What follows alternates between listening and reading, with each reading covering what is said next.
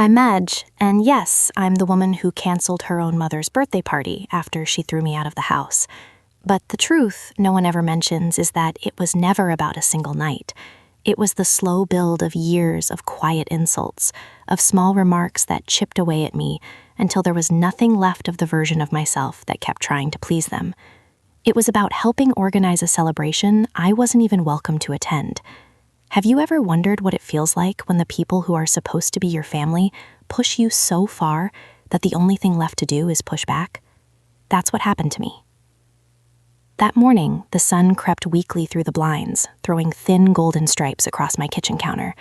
I was standing there, halfway through arranging peonies into a glass vase, when my phone buzzed against the wood.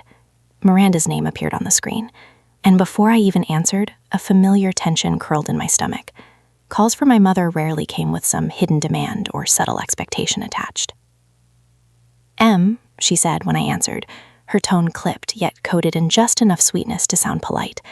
"I need you to make a small adjustment to the invitations." I dried my hands on a kitchen towel and leaned against the counter. What kind of adjustment? There was a pause, long enough to feel deliberate, and then in the same casual tone someone might use to fix a misspelled word, she said, "Remove your name. There's really no need for you to list yourself as the host. It isn't necessary." My chest tightened immediately. My gaze drifted to the peonies in front of me, flowers I had ordered weeks earlier to match the color palette she'd insisted on. I thought I was the host. "Well, technically you are," she replied lightly, "but it is my birthday, darling. People will expect me to appear as the host, not you." She gave a small, airy laugh, the kind she used when she wanted something to sting without sounding openly cruel. "It's just optics." I stood there listening to her voice move effortlessly through the phone as if she hadn't just erased me from my own work. "You still want me to cover the expenses, right?" I asked quietly. "Of course," she answered instantly, as if that part had never been up for debate. "You're wonderful at organizing these things. I wouldn't trust anyone else with it." That was my mother in perfect form, the type of woman who could slice you open with one sentence and flatter you with the next. She didn't even wait for a response before continuing on about table linens and color themes. After the call ended, I stared down at the screen of my phone, the weight of her words settling deeper and deeper. She hadn't asked, she had simply decided. Later that afternoon, I sat at my laptop in a quiet cafe in Nashville, the gentle hum of conversation and coffee grinders filling the air around me. I looked at the digital invitation template on the screen, my name printed neatly in soft, elegant cursive at the bottom, hosted by M. Marlowe. The cursor blinked beside the text as if daring me to act. Without thinking, my finger moved across the trackpad, Miranda's words replaying in my head. "It's just optics." I highlighted my name, then pressed delete. The empty space that appeared afterward looked strangely larger than it should have, almost hollow. But I wasn't surprised, not really. Growing up in Charleston, it had always been that way. I had been the extra piece, the part that never quite belonged.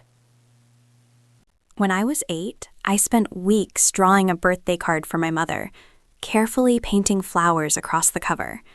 I remember how she glanced at it, smiled politely, and then immediately shifted her attention to the silver bracelet my brother Grant handed her, the one our father had obviously purchased.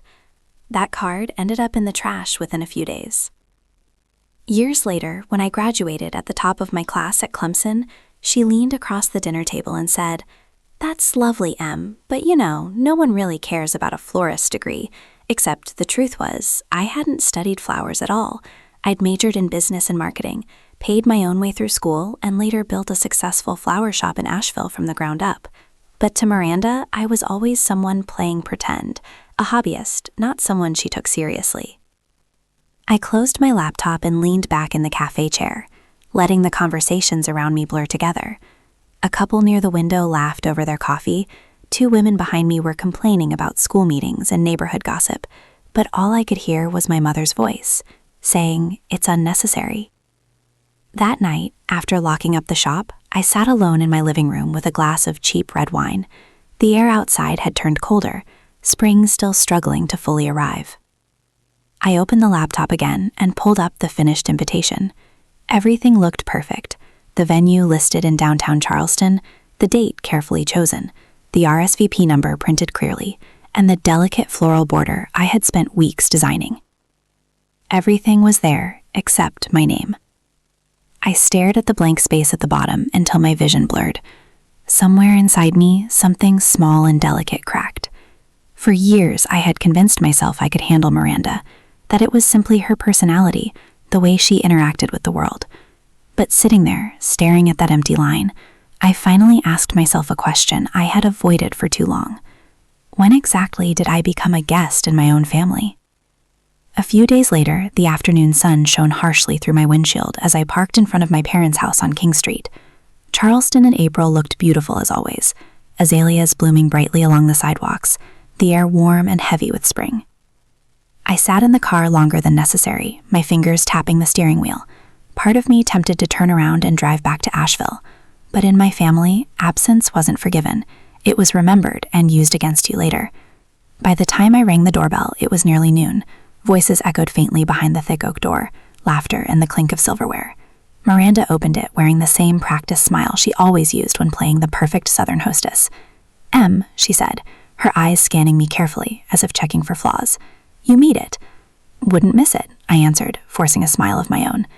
Inside, the dining room smelled of roasted chicken and garlic bread. The table had already been set, glasses of sweet tea and wine waiting. My father sat quietly at the head of the table as always, silent and distant. Grant and Becca chatted easily with Aunt Janice, their smiles polite but careful. Miranda gestured toward a chair near the far end.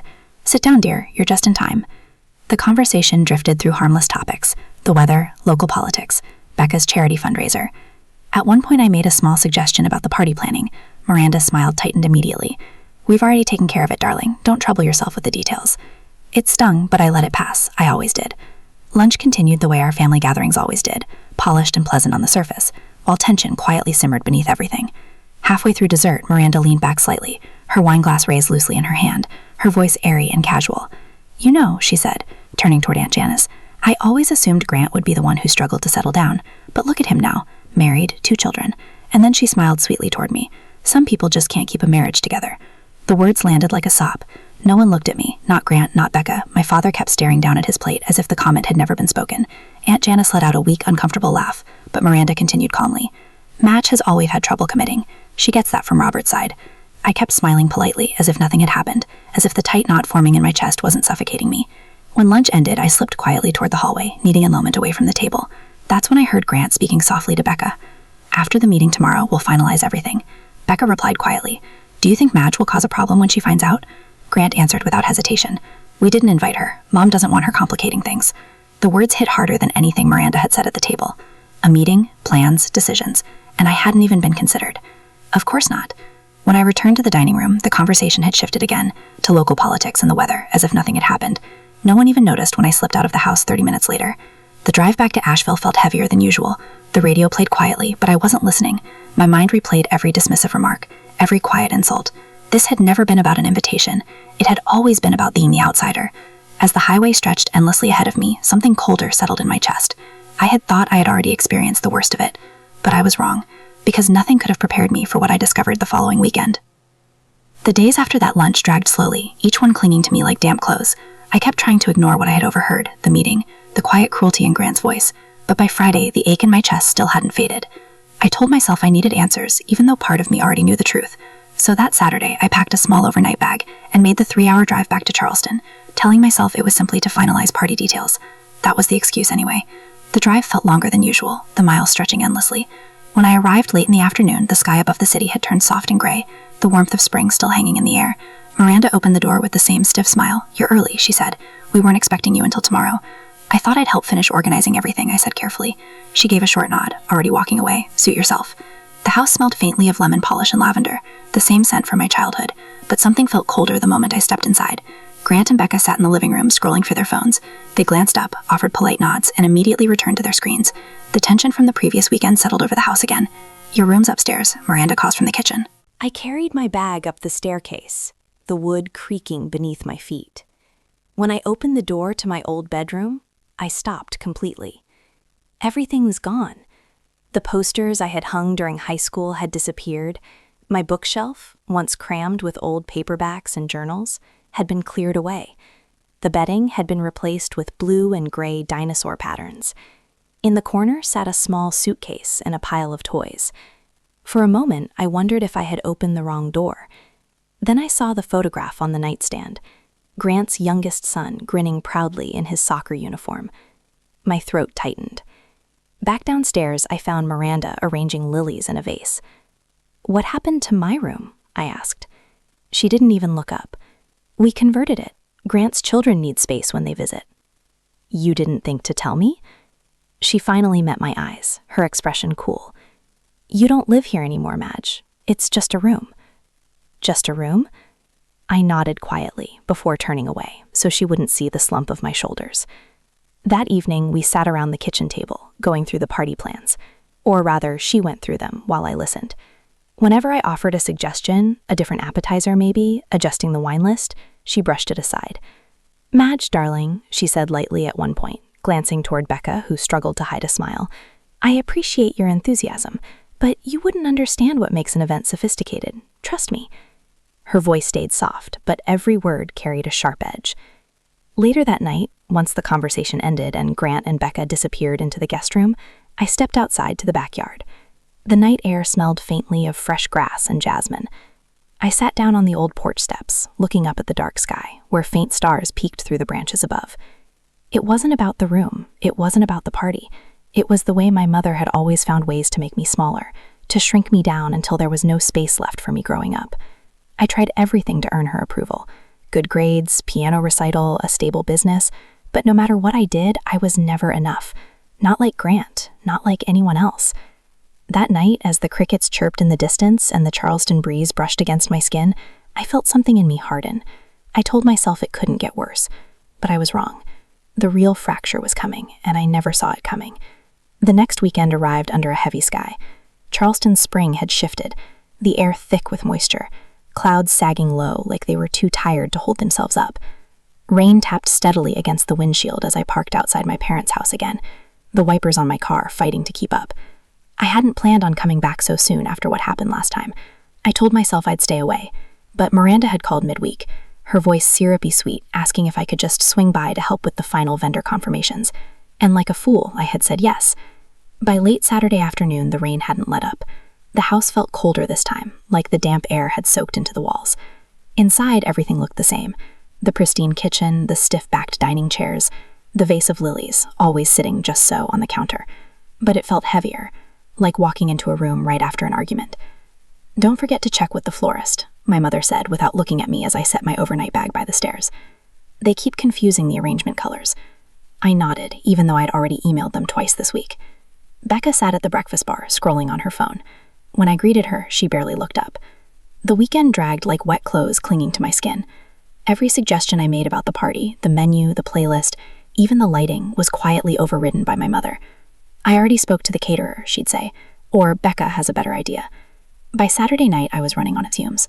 After dinner, I excused myself under the pretense of checking the vendor list one more time. But really, I just needed space. The rain had softened into a steady drizzle as I wandered back toward the kitchen to grab tea before bed. That's when I heard it. Their voices, low, conspiratorial, leaking through the half-closed door.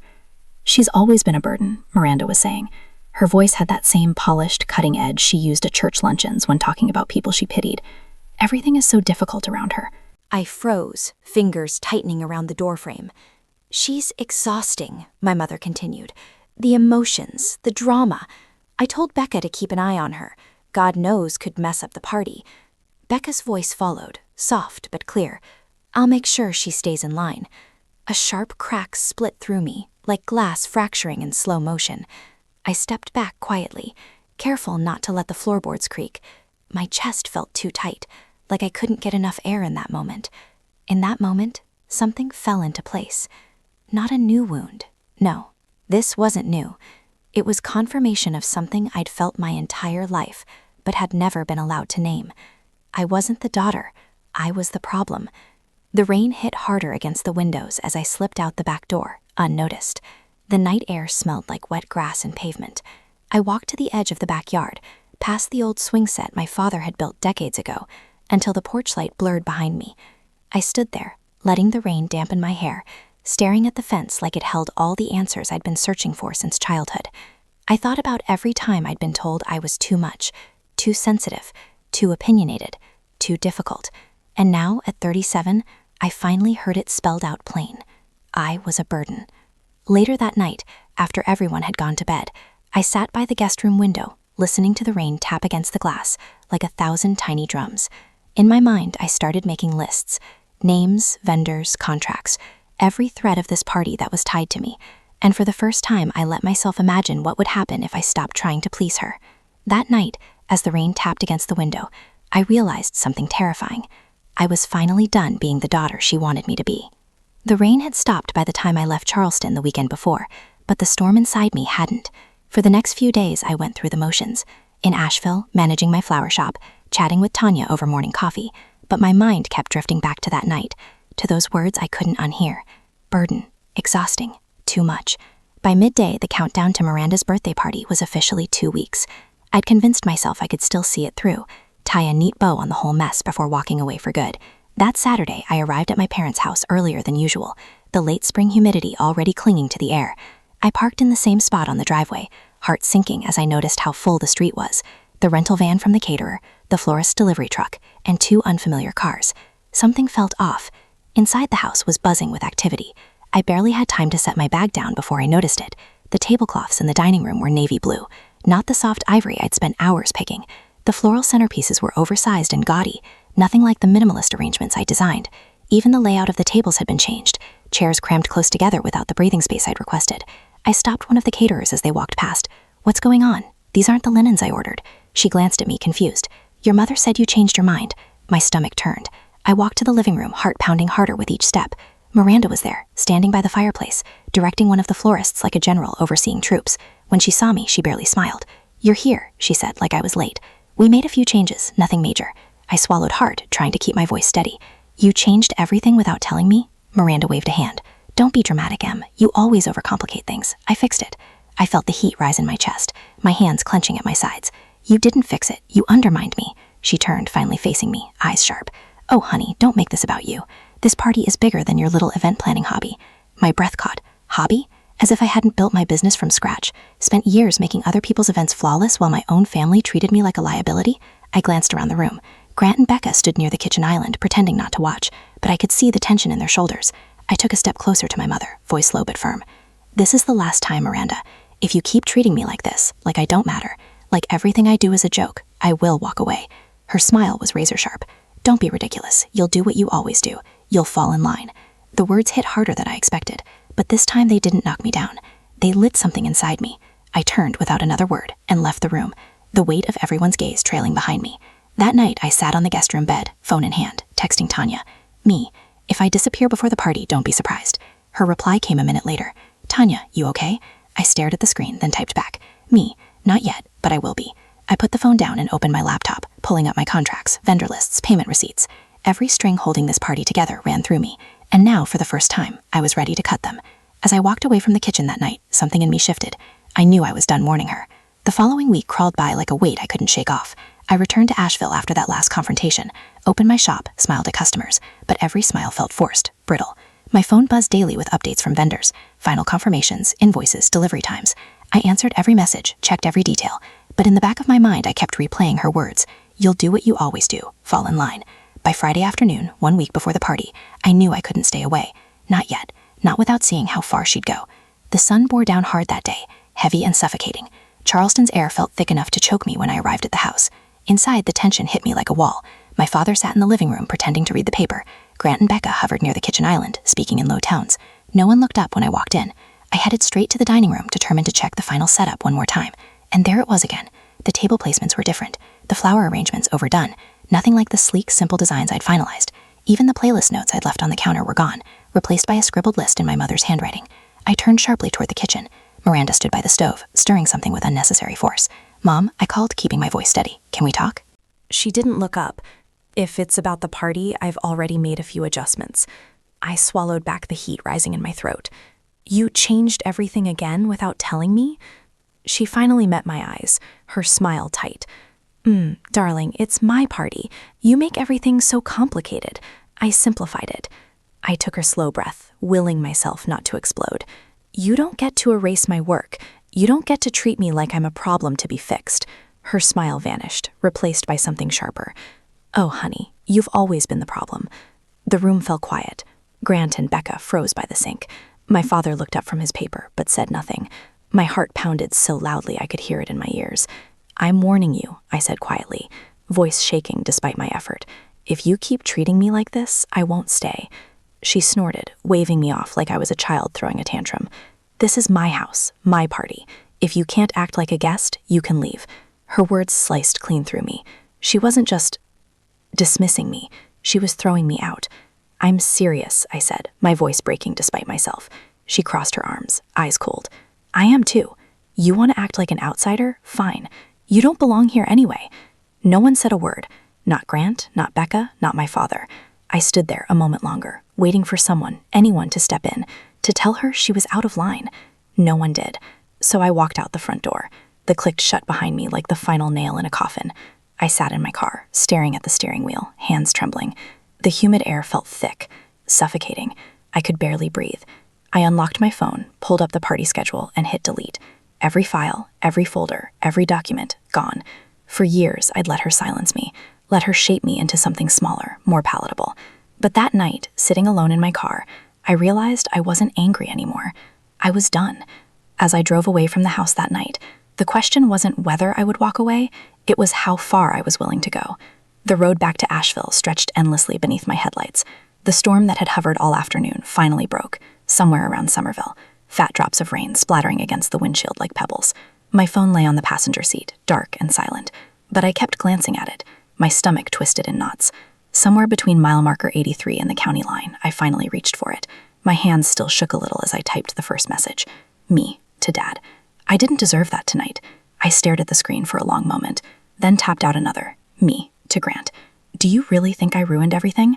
I didn't expect them to answer right away, but I needed to send it, needed to put the question out there. The rain poured harder as I drove, the last stretch home. By the time I pulled into my apartment complex, the clock on my dashboard blinked 11:46 p.m. The storm hadn't let up. I sat there for a moment, watching the water slide down the glass like the years slipping past me. My phone buzzed just after midnight. It was Dad. Robert Marlowe, your mother had a bad day. Just let it go. A bad day? I let the message sit there on the screen, the words burning brighter than the glow of the dashboard. By morning, Grant's reply arrived. Grant Marlowe, it's best not to escalate things. You know how she gets. No apology, no acknowledgement, just silence wrapped in caution. Never replied at all. The weight of their messages settled on me like wet cement. Not one person in that house thought what happened was wrong. Not one of them had thought to say, you didn't deserve that. It wasn't just my mother anymore. It was all of them. By noon, the rain had slowed to a drizzle, streaking the window of my living room. I sat on the couch, phone in one hand, the other resting over my knee as I stared at the conversation threads. I scrolled back through old texts, birthday wishes, check-ins, holiday plans, all of them polite, distant, transactional. Not one message where they asked how I was really doing, not one where they told me they were proud of me. The realization settled sharp and bitter in my chest. It had never been about the party. It had never even been about Miranda. It was about the fact that when push came to shove, no one in my family would choose me. I set the phone down and opened my laptop. My event planning software blinked to life, the dashboard clean and empty now that I deleted the party schedule. But the vendor contracts were still there, all of them. I clicked open the folder marked Miranda 65th, scanning the list of services. Venue, catering, florist, live band, valet service, photographer, every single one tied to my business account. I began drafting emails, calm, polite, professional. Instructions to release reservations, requests for refund processing, notices of cancellation clauses. It was almost frightening how easy it was. I'd done this 100 times before, just never for myself. By the time the morning sun hit my window, I had already decided. If they wanted me out of the family, I'd make sure they felt my absence. The morning sun poured into my apartment like nothing had happened. The sky above Asheville was clear, sharp blue. Birds chirped outside the window, and the soft hum of downtown traffic drifted up from the street. You wouldn't have known, looking at that peaceful sky, that I was about to dismantle a celebration 3 months in the making. I stood in my kitchen, stirring sugar into my coffee, methodical, calm. My laptop sat open on the counter. The folder was already there, waiting. Miranda 65th, vendor contracts. One last sip, then I sat down. It took less than 10 minutes to cancel the caterer, 12 to contact the florist and resend the order, 15 to revoke the booking for the band. Each email was polite, professional, and final. Please confirm cancellation and process the refund under our standard agreement. Due to unforeseen circumstances, we will no longer require your services. The venue was trickier. They'd require an immediate release of responsibility, a signed waiver. I signed it without hesitation. By the time the clock hit 11 a.m., the party no longer existed. I closed my laptop, stood up, and looked around the apartment. Everything felt quiet, almost too quiet. Then the phone started ringing. First, it was a message from the florist. Miranda Marlowe is trying to reach you. She's asking about payment. Should we forward her the invoice? Then a missed call from the band. Your mother said you're still organizing. Can you clarify? Another email from the caterer. We need an alternative payment method, or we'll have to cancel the delivery. The dominoes fell faster than I could read. By noon, my phone wouldn't stop vibrating. Tanya texted, "Hey, are you okay? Charleston's losing its mind. People are talking." I didn't answer. Instead, I sat back, letting the messages pile up like a growing storm. It didn't take long before the panic made its way back to Charleston society. First, a relative's post on Facebook. Anyone know why Miranda Marlowe's big birthday bash was called off? Heard the venue canceled. Then another. The party of the year suddenly not happening? Something's up. I knew how fast Charleston's social circles worked. News spread like spilled wine on linen. And Miranda? She fought back, of course. By late afternoon, her voicemail filled my inbox. "Marian, this is childish. Call me back. We can fix this." "Marian, don't be dramatic. Do you know how this looks?" "Marian, you're embarrassing the family." I didn't listen to the rest. Around 5 p.m., just as the sun dipped low and painted the sky gold, I sent one last message. Me to Miranda. "You wanted me out? Now your party is out too. Happy birthday." I didn't expect a reply. I stared at the screen, waiting for something. Anger, guilt, relief. But all I felt was a hollow quiet settling in my chest. That night, I sat on my porch in Asheville, a glass of wine in hand, the spring air cool against my skin. For the first time in years, the silence wasn't suffocating. As I watched the storm I had unleashed tear through my family, I wondered what would be left standing when the dust finally settled. A month passed quietly. Like a wound healing beneath a bandage, you don't dare peel back too soon. The chatter in Charleston hadn't died down. Word traveled fast in that town, faster than wildfire on dry brush. I heard from old classmates, vendors, even customers at my flower shop in Asheville. "Did you really call off your mother's party? Was it true what they're saying? That you ruined it on purpose?" People love a scandal, especially when it doesn't involve them. I didn't answer their questions. I simply kept arranging lies and roses, cutting stems, tying ribbons, moving forward one bloom at a time. Back in Charleston, the dust hadn't settled. Well, the local society column ran a small biting piece. Marquee birthday party for Miranda Marlowe abruptly canceled, family drama rumored. I heard through Tanya that my mother was furious, embarrassed, and above all, unwilling to explain. "She keeps telling everyone you had a breakdown," Tanya said over coffee one morning. I just smiled at that. Maybe I had. Maybe a breakdown is exactly what freedom looks like when you've spent your whole life swallowing yourself. My father never called. Neither did Grant. Becca predictably remained silent. Their absence spoke louder than words. By mid-June, the hydrangeas outside my apartment window had started to bloom, fat blue clusters catching the morning sun, and something inside me, quietly, steadily, had started to bloom too. I signed a lease for a new space, a bigger one, right on the corner of Lexington and Main, Marlowe and Bloom, Asheville's full-service floral boutique. I spent the next weeks painting the walls, hanging shelves, unpacking boxes of ribbons and vases. Tanya showed up every weekend with coffee and takeout, rolling her eyes when I overthought the layout. "You don't need to make it perfect," she told me one Saturday afternoon, wiping sweat from her brow. "You already are." It wasn't until a Tuesday morning, about a month after the party that never happened, that the letter arrived. Plain white envelope, no return address, Charleston postmark. My heart clenched before I even opened it. Inside was a single sheet of stationery, my mother's handwriting, sharp and neat as always. "I don't understand why you did what you did, but you're still my daughter. That hasn't changed." No apology, no acknowledgement. Just 6 cold lines, written in a hand I'd spent my entire life trying to impress. I folded the letter neatly, placed it in the bottom drawer of my desk, and closed it without a word. Weeks passed. The shop opened to good business. Locals stopped in for fresh cut stems, couples for wedding consultations, children with crumpled dollar bills for a single daisy. Life moved forward. But some nights when the store was quiet and the street outside empty, I'd catch myself wondering if that letter had been her version of an olive branch or a chain trying to pull me back. The answer never mattered, because somewhere between deleting that party and unlocking doors to my own store, I'd learned the truth. Freedom doesn't mean fixing what's broken. It means finally walking away from what was breaking you. And if you've stayed with me until the end of this story, maybe you're wondering, was it worth it? Burning everything down just to finally breathe? The truth is, sometimes freedom costs more than you ever imagined. Sometimes it looks nothing like forgiveness. It looks like finally learning how to choose yourself, even when no one else will. For too long, I thought family meant sacrifice without limits, that love meant shrinking myself to fit someone else's expectations. But here's what I've learned. You are not obligated to keep setting yourself on fire to keep others warm, especially not when they never asked if you were burning. If you're watching this right now and you've ever felt like the outsider in your own family, like no matter how much you give, it's never enough, I hope my story reminds you of this. You are enough. You've always been enough. And the day you decide to stop begging for a seat at the table might just be the first day you finally taste freedom. Now, I want to hear from you. Have you ever had to walk away from someone you love, not because you stopped loving them, but because you finally started loving yourself? Or maybe you're still standing at that crossroads, wondering if it's okay to choose peace over approval? Tell me in the comments if this story touched something in you. Drop a heart or simply type, "I'm enough." Let me know where you're watching from. And hey, if you didn't like this story, that's okay too. Tell me why. Let's talk about it.